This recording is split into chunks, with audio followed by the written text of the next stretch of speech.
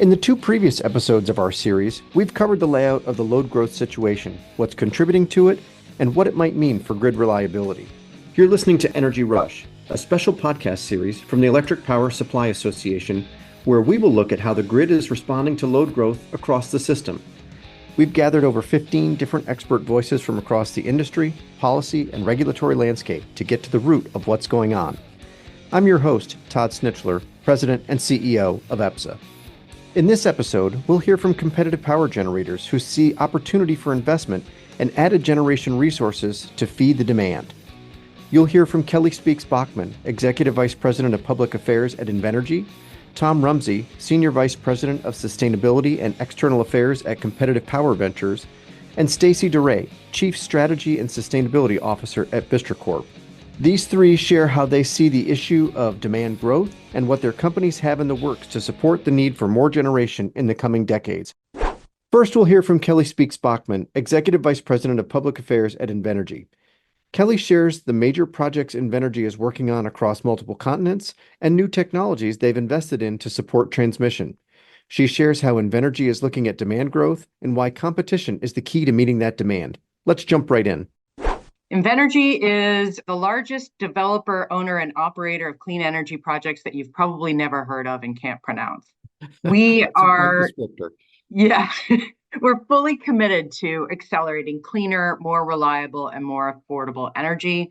We're kind of a major player in this as a privately held company, especially. We've been around for about 25 years, and we've deployed more than 32 gigawatts of clean power across the Americas, Europe, and Asia. We play in the space of wind, solar, energy storage, transmission, hydrogen, and natural gas.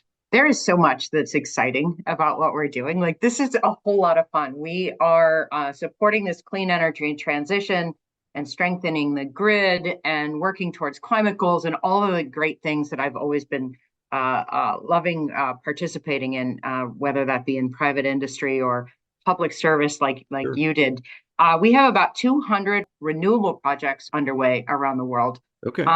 We are at one of the things that's really exciting in solar is we have one of the largest solar projects that we're developing in Northeast Texas. It's called Samson Energy, the Samson Solar Energy Center. That's it. Okay. And it's a capacity of about 1,310 megawatts. It's pretty big. It's enough to power about 300,000 homes. Yeah, that's significant. Yeah. We also are doing, we're the only American-led company that is currently developing a multi-project portfolio of offshore wind on both coasts. So we've got the New Jersey project and out in California. So that's pretty cool. And one of the newer ones that we have started going for is manufacturing. So we were fully and completely are still fully a developer of clean energy projects, but now we're making U.S. solar panels from our state-of-the-art solar manufacturing facility. Guess where? It's Ohio? in Ohio. It's in Pataskala, just outside of Columbus. And when complete, this facility will be a 5 gigawatt facility. We've already hired more than 900 Ohioans since we first announced about a year ago, February of last year, we announced. And we're starting to pump out panels for use in the United States. Yeah, if we needed proof that you're all in, I think that among all the other things you talked about, is proof in the pudding that you are all in. Yeah. As you're looking at all those projects, are you looking at other emerging technologies? Because, of course, we're all seeing the same data about load growth, and we know that it's upon us. We know that it's coming. I think we're not always sure exactly what the number is, but we know it's up. It's certainly not flat. Are there other things that you're looking at that you think may be part of the portfolio, or are there technologies that you're evaluating that will help enable the work of Invenergy as you look forward? Yeah, absolutely. So, if you're not convinced that we're all in yet, there's even more. I mean, we're looking at HVDC long distance transmission. We have a project Grain Belt, Grain Belt Express, which is under development. And when it's done, it'll be an HVDC line that goes across 4 states and 3 RTO ISO jurisdictions. It's gonna connect SPP, MISO, and PJM, going through Kansas, Missouri, Illinois, and into Indiana. It's Hmm. pretty cool. And HVDC is like a super interesting technology because it can be bidirectional. So wherever and whenever you need the power, you can move it from one way to the other. Yep. We're also into clean hydrogen. We do clean hydrogen from renewables. We have one project that's so it's relatively new for us, but Okay. it's in Illinois. It's called the Salk Valley Hydrogen Project. And it should be done at the end of this year, and it'll produce about 40 metric tons of clean hydrogen a year through water electrolysis. And that's pretty Okay. good.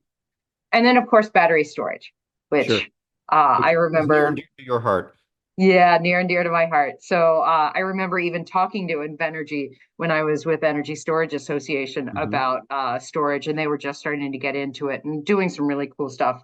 And since then, they've put in 20 projects in operation, construction, or contracted.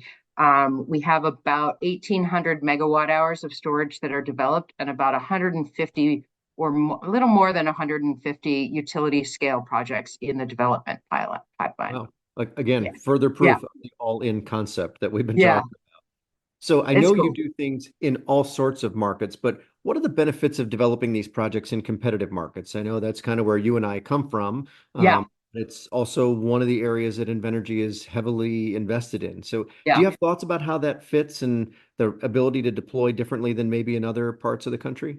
Yeah. Well, I mean, it's certainly not without its challenges and risks, but we really think, especially with demand growing like we've never seen Mhm. before, more clean technology companies and innovations are coming on, and competition just makes us all work harder and perform better, right? Right. So that's what we're doing. It can impact pricing and affordability for consumer, but it also spurs innovation, like that HVDC Exactly. project, like the grid enabling technologies that Hmm. we're seeing more of that come out, like working on hydrogen and trying to figure out what we can do to meet this increasing demand because it's coming fast. Right. To be sure. Yeah, And it's funny, we've talked with some folks and it's no longer megawatts. We're already in gigawatt territory. And yeah, Jim Robb even said, actually, if this goes the way it could go, we're talking terawatts of growth, yeah, which you and I were regulators at a time where it was flat to declining load growth because right. of energy efficiency and economic issues. And it's not that way today. Yeah, So we're all stepping up to figure out how we solve some of these. yeah. I, And I I, think um, competitive markets and having people go all in at a fast pace, the way we're right. seeing demand grow is really where we're going to find the efficiencies, not only in how the grid works together, but in the efficiencies of the companies themselves and see people excelling. Yeah, I think that's right. We're going to see certain organizations either decide to get all in as you are, Mhm. or perhaps not. But Yeah, that'll the market will solve that dilemma. agree. So I don't like the word challenges. So I'm going to say, what are the opportunities that you see ahead? I mean, clearly load growth is there, and there are challenges to be Yeah. sure. But it seems like maybe there's momentum on some permitting and siting discussions in the Yep. Senate, which could be good. But load growth poses real opportunities and challenges. How do you think about meeting the moment and achieving the reliable system that is first and foremost what we all aspire to do? Yeah, I mean, I would look at some of the market factors like just this sheer scale of construction and infrastructure that we're working with means that we're going to be, I mean, when you say terawatt hours, it's going to take longer because it's that much bigger, right? Right. And we don't have that much time to spare in order to meet this demand. So I think we won't say a challenge, we'll say it's an opportunity Sure. to grow the market, Yep. right? Bring more people into, we're hiring like crazy all the time, and more companies coming on scale. But Mhm. one of the areas for opportunity is to improve the navigation of how we do state, local, and federal permitting. And that's not going to Yeah. be a surprise to anyone listening, but we really have to expedite this and expedite it in a safe and fair way, but it Mhm. needs to be expedited. And I would say also local opposition generally to renewable energy that's often fueled by misinformation. Mm. That's something that we need to look at. Like, what are the communications around clean energy? Yeah. Offshore wind being one of those that's just pummeled all the time with just wrong information. I mean, some of that can take years to overcome, and so we just need to accelerate all that. But I think think we'll get there. We're partnering with local leaders and local communities to try to help people understand what the real facts are. And the fact that we're generating jobs, like 1,000 jobs in a year, that can be pretty convincing in helping people understand that this is how we're going to bring everybody along with us. Yeah, that's incredibly meaningful for those local communities. And I think people begin to take a different perspective when they see that impact Yeah. locally. So, given our common background, what are some things that you would like to see from policymakers or regulators that would help encourage the investment or almost as much mitigate the difficulties? I mean, we've already talked about Yeah. permitting and siting. I think everyone would agree with that. But do you have other thoughts about what are some other things that would be really beneficial to help you do Yeah. what you do and deliver on the promises that we've made?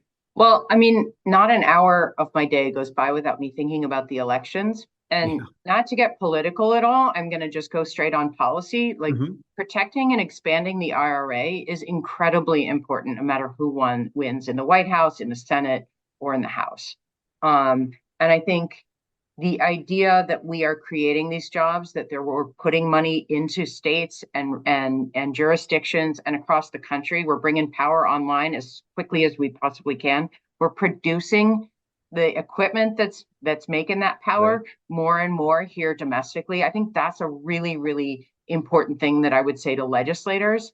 The ongoing permitting and siting reform, it's got some legislative wind behind its back with Right. this week's announcement of Manchin and Barraso's bill, and that's exciting. But it's also going to take the work of FERC and RTOs and Mhm. ISOs to get us moving on things, not just about permitting generally, but also how merchant transmission works with this. I mean, that's a whole new model of You feel like you want that's to take the lid off that can of worms here? yeah, That's no, not doing that's a whole nother half an hour. But like just yeah. thinking about that and thinking about how we have to be more creative and open Mhm. up that aperture of Yeah. what is possible in order to meet this coming demand is going to be really important. And then I would say the last thing is looking at what's going on in the supply chain, looking Mhm. at tariff and trade policies that encourage new manufacturing rather than protect incumbents. I think that's a really important thing. And I just cite the AD/CVD case that's going on here, where it's clear that its incumbent manufacturers are looking to expand their market share rather than encourage more competition. And this always reminds me of one of my favorite movie quotes, famous scene from The Godfather, where Virgil Sollozzo says he wants his help, and the Godfather says, "I'm going to pass, but best of luck to you, so long as your interests aren't opposed to mine." And I think we need to eliminate some of those differences between your interests and mine, because that's how Yeah, we're going to get to the solution. Because we want to ensure a reliable system. People have to be able to pay for it, and we've got to be able to deliver it in a timely fashion. 1,000% cleaner, more reliable, and more affordable.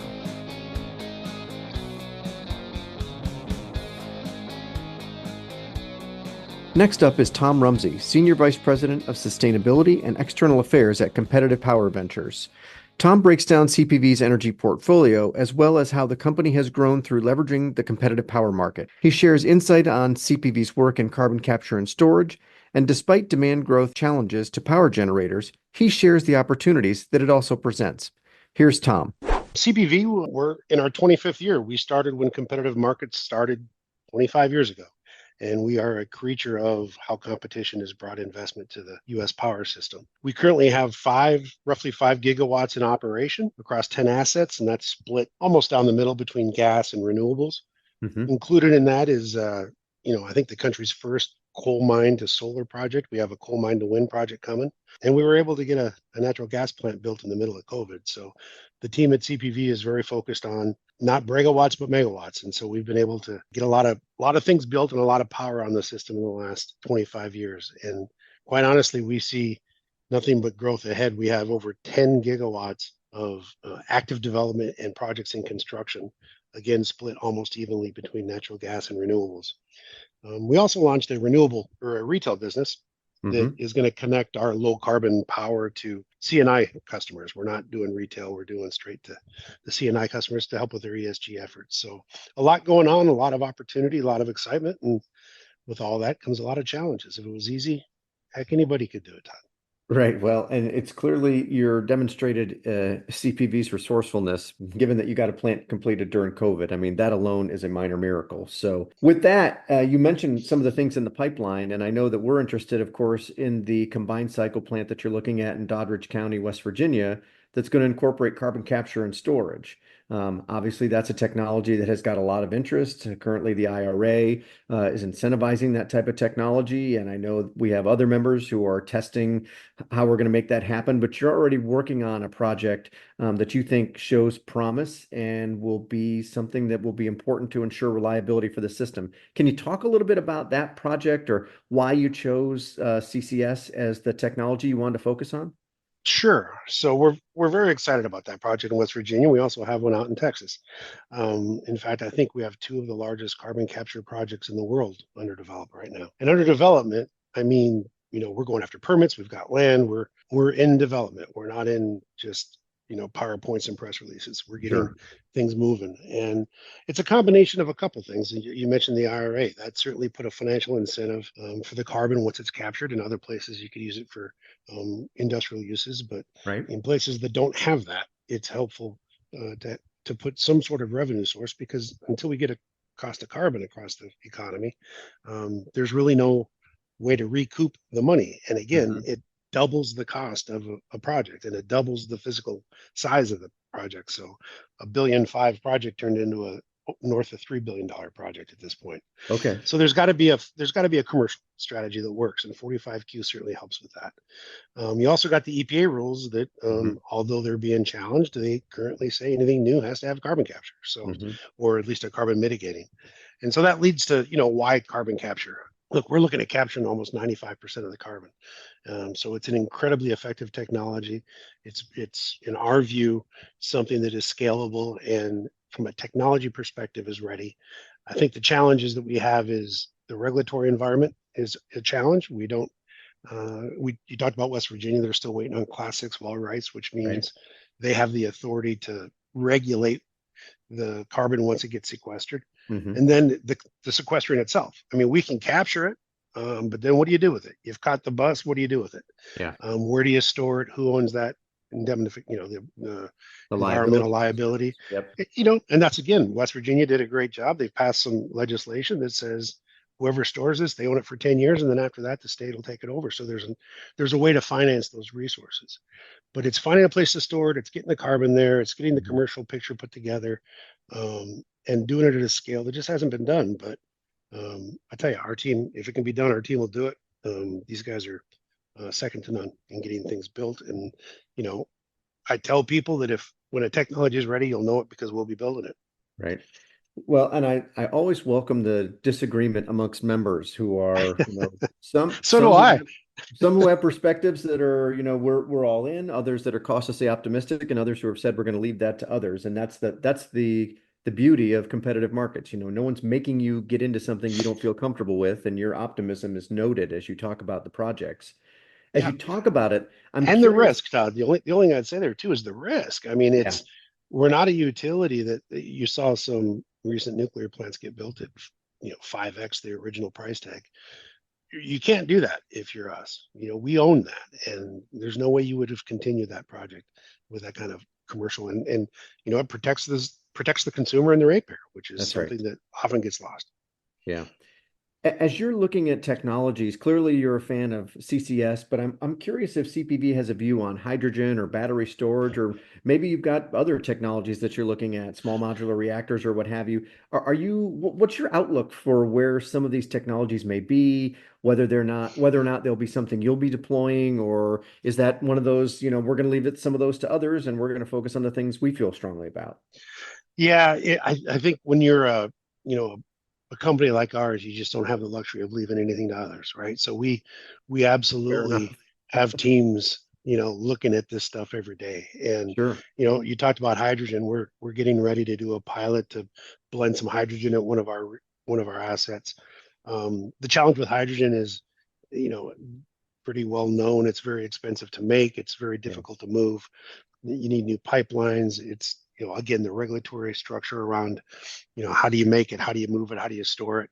It's also to be quite honest, you got to look at these technologies that are going to be embraced by most. And right now, hydrogen gets a lot of pushback from the environmental crowd still, depending on how you make it. And so if you make it strictly with renewables, it's just cost, very, very expensive. The other issue is, the power plants actually have to be able to burn it. Yeah. And they can to a point. Can they go 100%? Not yet. And so, when the technology is ready, again, we'll be there, but it's got to be, you got to have a commercial picture as well. And I think right now the technology isn't fully there. You can't go 100%. You can't buy it at a reasonable cost, and you can't transport it today, because building pipelines is almost more fun than building power plants. In terms of batteries, look, batteries, they're not a generator. They don't make electricity. They just let you pick when you get to use it. So there's a lot of value in that, but it's not generation. So, when you add it to the system, something's got to charge it when you need it. How long can it last, and at what scale? And you're seeing, with the weather patterns of today, you're seeing demands of 4 and 5 days, if not longer. And batteries just don't have that duration and that scale today. Now, can they be used to, offset when you with duct fire perhaps, or on the distribution level? Absolutely. But on the bulk system, until we get a better storage solution, that's going to be a continued challenge. That long duration storage is kind of the holy grail in some ways. It is, and as is this zero emission dispatchable generation, because even storage, again, no matter if it's long duration, it doesn't generate power. You still need to fill the tank back up. So, getting as low a carbon footprint as you can from something that actually generates power seems to be a more viable path, as we're seeing this unprecedented load growth come on us really out of left field with chip fabs and AI and such. So we've talked about the West Virginia project, but you've also noted you've got a pretty full pipeline, no pun intended, of other projects. Can you kind of shine a little bit of light on some of the other things you're working on, and some of the innovations and technologies that you're deploying? Yeah. So I mean, it's really, like I said, it's a very exciting time, because some of this legislation, like the CHIP Act, that is bringing a lot of the manufacturing back into the United States around chip fabrications and AI and data mining, has really created an incredible amount of demand in some locations. You're also seeing just innovations in how people extract gas in Texas. You're seeing double-digit demand in certain load pockets. So it's, when we look at it, how do we pick a project? It's as simple sometimes as pipelines and transmission lines, and do we have land that intersects those two in a place that needs it? So that's a good start. But then you've got to have a state that you have transparent permitting and some sort of predictable regulatory environment. That's equally important these days, more so than it might have been 15 years ago. You also have states like Texas that, I would argue that their market could use a capacity market. They don't want to hear that. And so they found a different way to sort of solve that problem with changing their constitution and coming up with a $5 or $10 billion loan program that's budget positive to them, and they wanted to get 10 gigawatts out of it. They got over 40 gigawatts in application. So when states are open for business and they help drive competitive procurement, I will say that competitive. But when you can really get into the ring and compete against your peers, best projects win, most efficient generation gets built, and cost and carbon goes down. And that's where we like to play. So we've got renewables. So that's on the fossil side. On the renewable side, there's a significant interest from some large, C&I customers to build more renewables to offset their carbon footprint. That's really become an issue of getting land and a place to connect. The commercial picture is a little more sustainable, reliable there. Sounds like we could really get into the permitting and siting questions, but I'm going to hold that in abeyance, and we may come back to that. So yeah, fair enough. As you think about how you're evaluating all these projects, what are the benefits from CPV's perspective for doing these in competitive markets where you can? Yeah, so you want projects to succeed on their merits, and the merits being what's the lowest, most efficient, least environmentally impactful megawatt that can come onto the system, not who has the best relationship with pick your, decision maker. And that competitiveness then allows small companies like ours to compete with much larger entities and win, and we win on the merits. And I think everybody, as long as the markets value what you need, then everybody wins. And that's why I would continue to push for a price on carbon, but they're putting more values on, through accreditation on what your actual capacity value is. How reliable are you? And those things lead to certain outcomes that benefit all of us. And you just simply don't get that in a competitive market. Without a competitive market, you're at the behest of decision makers that may have different checklists of what they consider important. You've identified some answers to my next question in your previous answer, but I'm going to ask you again and ask you to expand on it a bit. But what challenges do you see ahead? How are we going to meet the moment on this load growth that you mentioned? I think everyone agrees that it's coming. I think we all are a little unclear on just how vertical that line is, but I think we all know that it's happening. Some regions certainly more than others, but all of them seem to be trending in the upward direction. And what concerns does that raise? I mean, the challenges are significant, I think, and then that really raises some reliability concerns. But I'm curious how, as a market participant and a project developer, you're thinking about those things. I think one of the concerns I would bring, and it may not be some, even within CPV, it would have other number ones, but as the guy that interacts with all the ISO RTOs, a big concern I have is the markets need to have a price signal that tells somebody to invest. It has to be a predictable signal, and it has to be a sustained signal. We've not had those. And so prices will have to tell private capital where it needs to animate. And we don't have those today.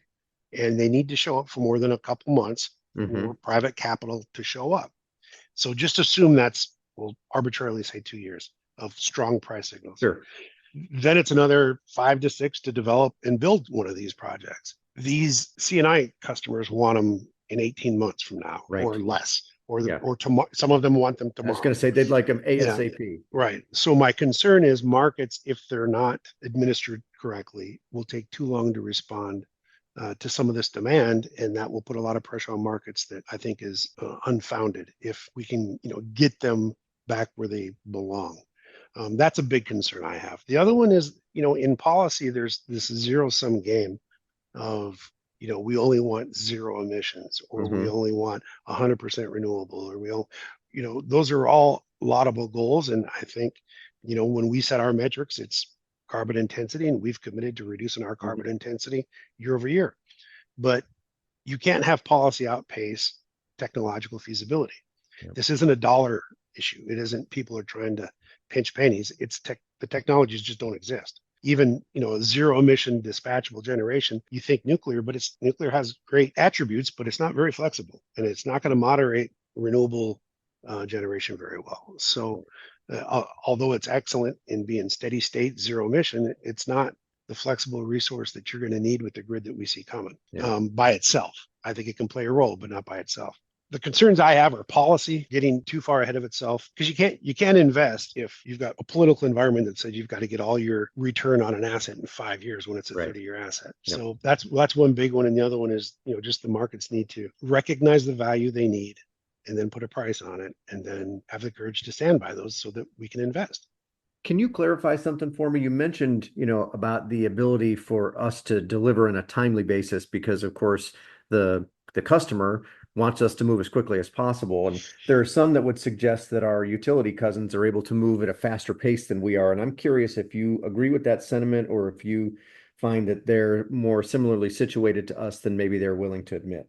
Well, they got to get the same permits we do. They've got to do the same analysis. They've got to build the same pipelines. So I think the only thing that you could point to is if there was some master plan that allowed a state to say you can just put this all on the rate base, then sure, you take out the whole financial risk off of them and put it on the ratepayer. That's not something that I think anybody should do for any reason. But even if they did, can they move faster than you? I mean, are they able to do things? Well, if you don't have to worry about financing, in theory, you could shave some time. But I mean, the permitting isn't any faster. The finding the land, none of that's going to go any quicker. I think what you're more likely to see is this generation simply go behind the meter and be a prime mover for these resources versus trying to go through an interconnect queue at a RTO and go through all of that process, which I think has some value to it. I think the downside is it's not a resource that can be used in the broader system at that point.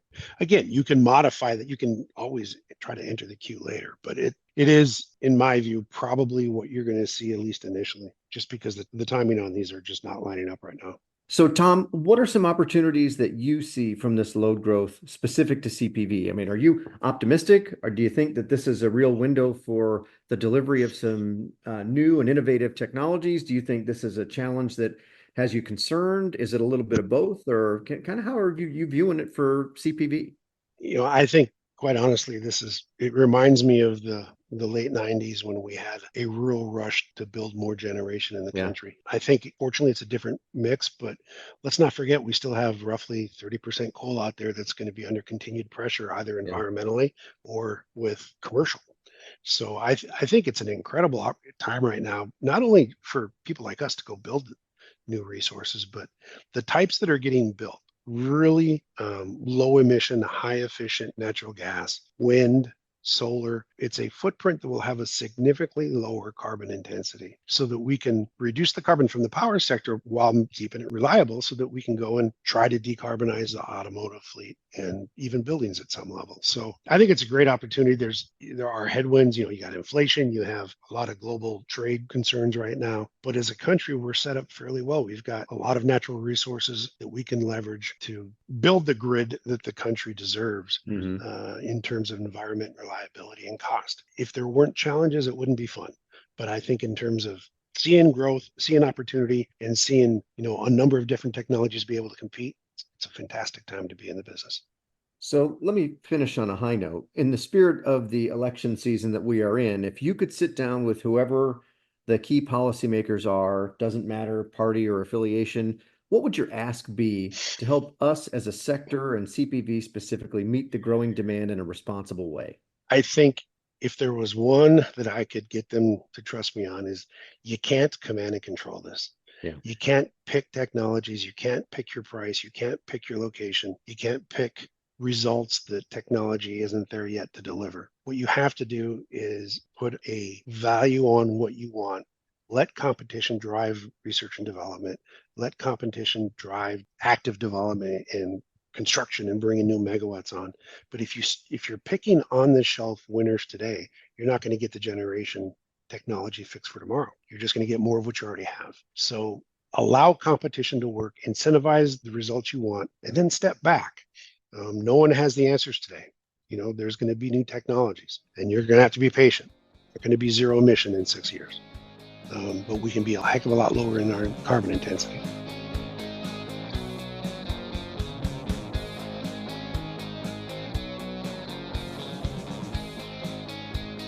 Finally, we'll hear from Stacey DeRay, Chief Strategy and Sustainability Officer at Vistra Corp. Stacey tells us about what Vistra is up to, how the competitive market plays a major role in bringing the best out of power generators, and how Vistra is meeting the moment by delivering cost-effective, reliable, clean power to feed rising demand. Here's Stacey. So Vistra is the largest competitive generator in the United States. We have 41 gigawatts of generation.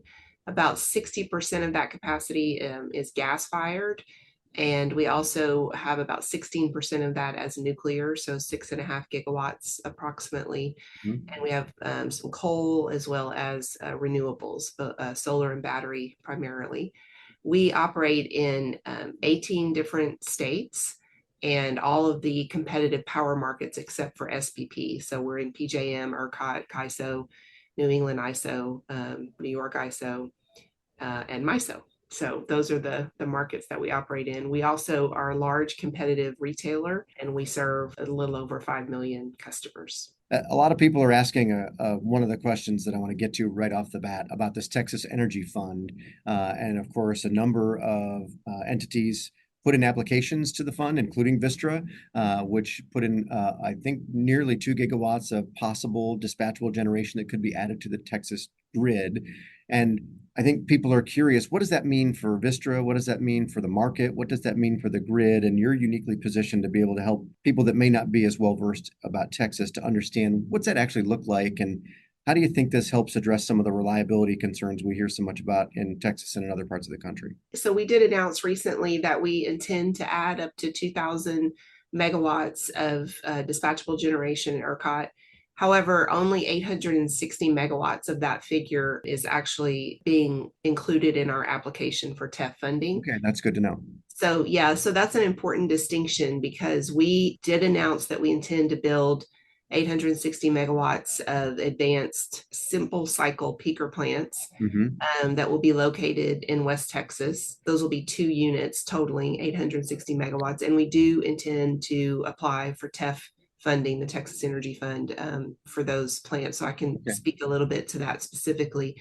But in addition to that 860 megawatts, we also plan to repower our Coleto Creek coal plant, which is set to retire in 2027 to comply with EPA rules. We'll be repowering that as a gas facility, which will enable about 600 megawatts of additional capacity after 2027 that would have otherwise been unavailable to the grid. And we're not applying for TEF funding for that project, even though we actually think it would have qualified, but we decided that project was better funded by Vistra alone. And then in addition to that, we're completing some augmentation at our existing gas plants that will add about 500 megawatts of summer capacity specifically. And that again is not of existings. Right. And that again is not being funded by TEF funding. So the TEF funds, it's basically just a low interest loan from the state of Texas. And so it does, because of the low interest rate, it does help to improve the economics of projects, but it does not really address the need for stable long-term investment signals that need to come ultimately from competitive markets. So our announcement makes clear that our plan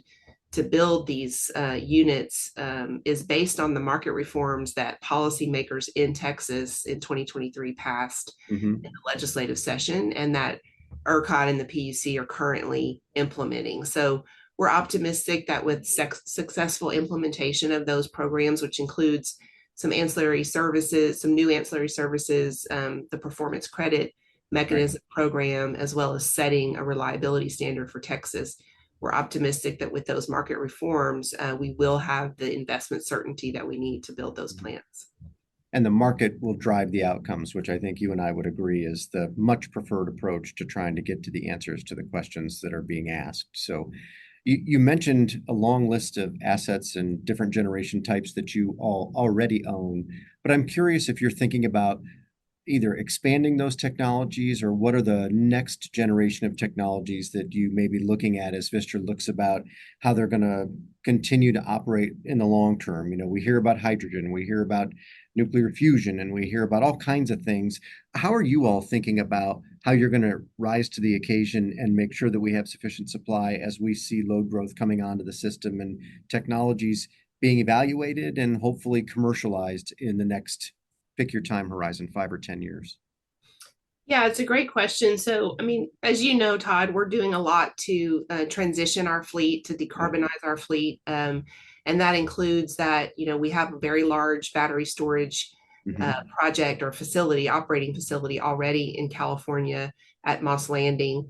We're looking at, and this is public, we're looking at another large battery facility at a retired plant site in California called Morro Bay. Okay. And so we do think that battery storage is an important part of the energy expansion, energy transformation that our grid is going through. And we are optimistic that long duration energy storage will also be a big part of the solution in the long run. So we monitor long duration energy storage, carbon capture, hydrogen, and advanced nuclear. I would say those are the 4 that we stay the closest to. We monitor those technologies very closely. We have an innovation team. It's actually part of my team that stays on top of those developments. We're optimistic that many of those will be part of our future grid mix as we all work to decarbonize the grid. But these new technologies take time to develop and to become scalable and cost effective. So for example, we think advanced nuclear will take at least the remainder of this decade to really become a reality, and potentially longer. In the meantime, as we work toward all of these innovations, our existing dispatchable fleet continues to be very valuable in terms of balancing the grid, which is increasingly made up of renewable generation that is intermittent. So as for carbon capture, we hope that becomes a viable solution. I must say that we haven't yet seen that technology work consistently and at scale and at an economic cost on large coal and gas plants. And that's why the EPA rules that require new gas-fueled units to install carbon capture by early next decade are so concerning to us, because We don't think there's been a demonstration that this is feasible yet, which could mean that new baseload gas plants do not get built in high numbers as long as that requirement is there, which of course collides with some of the reliability concerns that we have, which are going to require some of that new baseload generation. Exactly. So you mentioned price signals and how this is going to help support the competitive market, or how we're going to deliver adequate supply to a growing demand, which again, I've said before, I don't know if it's 4% or it's 10%, but I know it's not 1% anymore, and it's certainly not zero. So we're having to think about how are these projects going to benefit the competitive market? I mean, it feels like you are leading for sure to try and be the example that says, we hear the call, we want to answer. Do you think these are some of the helpful triggers that will maybe start or help facilitate another cycle of build out, which may be required if some of these load projections actually materialize? Yes, absolutely. I think the load growth is a huge investment signal. And what companies like ours have to figure out is how much of it is coming, Right. Making sure we're not, sort of double counting, because sometimes customers will put in interconnection requests or even come to Vistra with requests for behind the meter generation. And if you've got multiple companies doing that at once, you're trying to figure out, okay, how much is actually coming. And then in addition to that, we have to make sure that we are continuing to move forward in our various markets with market reforms that make building additional generation, even with load growth, that makes that economic and a good return on investment. So I think the competitive markets ultimately are going to respond to this load growth and to new market reforms that are happening in various places. Mm-hmm. And that's going to ultimately be the best thing for customers. Because as you know, when we get to build these 2 new gas peakers in Texas, for example, we don't get to just charge ratepayers the cost of that new build plus a guaranteed return like regulated utilities do. Instead, we have to put our shareholder money at risk. And that means we're going to drive the build costs as low as possible and build these plants to be as reliable and flexible as possible. That's going to benefit customers who are going to get this new dispatchable generation without guaranteeing a payment for it. So I think the competitive markets will respond. They've shown a history of responding. I know there's some nervousness in the gap time, but I think we have to let these developments play out, and you'll start to see responses in these markets. Yeah, I think that's right. And I think you've identified the nervousness around, can we align the timelines? And so part of what's driving this, of course, is if you've opened up the paper today or any other day in the last month, it's been AI, data centers, Bitcoin mining, what have you. There's also been talk about taking a sort of a novel approach and co-locating generation resources behind the meter on data center campuses, or trying to navigate a different approach to do that. There's been one example that's already been announced in PJM. I'm curious how you're thinking about that. If you think this is a way that we could try to address some of this and keep some of the costs off the broader public, or you're going to kind of assign costs with people who are the cost causers, or is Vistra thinking about that generally, or do you have thoughts about how that might work out going forward? Yes, well, it's a very timely question because whoever's listening to this can go pull up a filing that we literally just made minutes ago at FERC on this topic, and you can see what Vistra's... Didn't mean to break news, but I'm glad we are. You can see what Vistra's views on this are. But look, I think, the message that we're trying to carry is that load growth is customer driven. And so whether it's oil and gas companies, manufacturing companies, or data center companies, all of these customers are wanting to power their operations with electricity. We are definitely in the era of kind of electrify everything. And many of these large customers are willing to invest hundreds of billions of dollars in these projects, but they need power as quickly and as cleanly as possible. And as an industry, we need to find ways to provide it. So the state and local leaders that we talk to, they want this economic development associated with load growth in their communities. And given all of these interests, we think that policymakers and regulators can really spur this economic growth by implementing, reforms that will enable new generation to be added to the grid, that will enable this load to be served by behind the meter configurations, because that speeds up the process. And it does avoid costs for customers both the cost of just connecting that load to the generation source, which will totally be borne by customers, right. the load customer that's connecting. But also, frankly, when you connect really large loads like these in front of the meter, there are typically transmission upgrades that are needed, some of which those customers pay, but some of which end up getting spread across to all transmission customers. Yep. So we actually think behind the meter configurations are a way to avoid spreading some of these costs to customers in the market. And we ought to be responding to the need for speed of these customers, because it's in the interest of it's in our national interest, and it's in state interest to try to meet this demand. So as chief of strategy, we've kind of talked around a lot of these issues. What challenges are really concerning you? Or your term was the nervousness, and I would agree with that, because that does seem to be where some states are concerned that, look, we see retirements happening and we see load growth coming. Those two lines are going in the two wrong directions. They should be working together. How do you think about that, or what are you concerned about as kind of your strategy hat is on? How do you solve some of that? Because these are challenging issues. They are challenging issues, but what I would say is that, we're optimistic about many of the policy developments that we're seeing in the markets that we operate in. ERCOT's a great example of that. We think that another positive aspect is that people are now recognizing this reliability challenge, whereas, just a few years ago, I think, frankly, there were people that sort of had their head buried in the sand about this. Yep. So it's good that we're talking about it.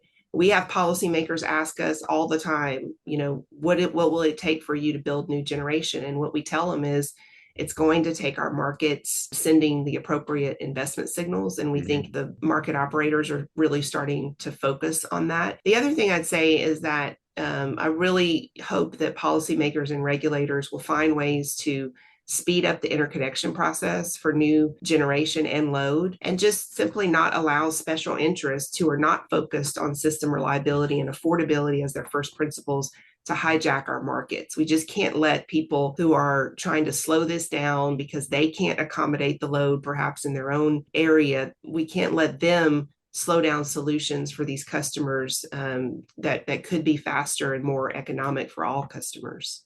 Yeah, because I think at the end of the day, isn't that what we should be aspiring to, is faster and lower cost? I mean, I think Absolutely. That's a win-win across the board. You mentioned it a little. If I gave you the magic wand and you said, there's three things I would fix, or I would want policymakers or regulators to be thinking about or change to enable the outcome that we were just talking about, what would those be? For sure, allowing market reforms that recognize the value of reliable dispatchable assets to go through and to operate. That's the other thing, is sometimes we've seen this a little bit in ERCOT with ECRS, which is one of the ancillary service products here. We put these products into place to incentivize reliable generation. And then when they do what they're supposed to do, which is add revenues to the market for that generation, we get this sort of backlash of, well, we got to do things to sort of tamp down prices. And look, no one wants indefinitely high prices, but if you want generation to come onto the grid, which I think most of these markets have said they do, then you do have to provide a reasonable prospect of returns for the shareholders who are investing in these assets. And if the market is allowed to work properly without these kinds of interventions that we've seen in recent years, then that will level out over time, because when you have enough generation to meet the demand, then the price signals will go back down. People won't build generation, and you'll have this kind of ebb and flow of pricing, which is how markets work. That's just the fundamentals of supply and demand. So we need to let that work in the electricity market as well. That would be the first thing. The second thing is we really need to take a hard look at balancing our need for reliable generation with our desire to decarbonize the grid. We all have the desire to decarbonize the grid. Vistra has retired more coal in the last 15 years than any company in America. So we are making great strides in that area. But at the same time, when we're all talking about wanting to have more generation on the grid, we have tons of coal plants that are retiring due to EPA rules. And I just think we have to find the right balance and the right pace for decarbonization to make sure we're not kind of shooting ourselves in the foot, so to speak. And then the last thing, again, I think is I just go back to competition. Allow competition to spur the innovation and the cost effectiveness that it's designed to do, and don't get sort of caught up in this narrative of, well, maybe regulated utilities are the solution, when there's a reason our markets that we operate in were restructured years ago. And it's because when you put generation in the hands of regulated utilities, costs only go up. They don't go down. There just isn't an incentive in the regulated model to do things the most cost effectively. And so I think resisting the urge to kind of go back to that default and remembering all the reasons why we restructure our markets and allowing those markets to work is really important. Yeah, and we've got 25 years of experience now that shows that the outcomes are good on all the fronts, whether it's costs or emissions or reliability, that the markets have delivered. So we certainly appreciate that. I laugh because the cure for high prices is high prices. So the idea that prices are going to be high in perpetuity just doesn't withstand any kind of economic scrutiny, because when prices are high enough, people respond, and that will have the desired effect, which is to drive prices back down. So well, that's right. And by the way, you only have to pick up the newspaper every day to see that, people are complaining in regulated markets about high prices as well. So clearly that's not the solution for pricing. And we know that, innovation and prices are the best for customers where you have competition. That's just a fundamental tenet of America, in my view. Yeah. And it's a truism that's an iron law. So you and I agree wholeheartedly on that.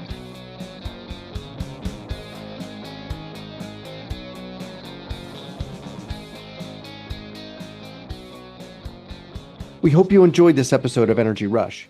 In our final episode, Up Next, we're digging into what policy, regulatory, and market fundamentals need to be considered.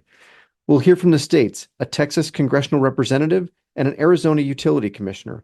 We'll also hear more perspective from competitive power suppliers. If you like this podcast series, we invite you to check out Energy Solutions, EPSA's regular monthly podcast featuring the voices and stories from a changing energy grid. You can find all these episodes on our website or your favorite major podcast platform. Subscribe, follow, leave a rating, and comment on Spotify, Apple Podcasts, YouTube, or Pandora. And follow us on X at EPSA News, Threads at Electric Power Supply, and LinkedIn for more news and updates from America's competitive power suppliers. The music in this episode was written and produced by Let Me Hold That, Ltd.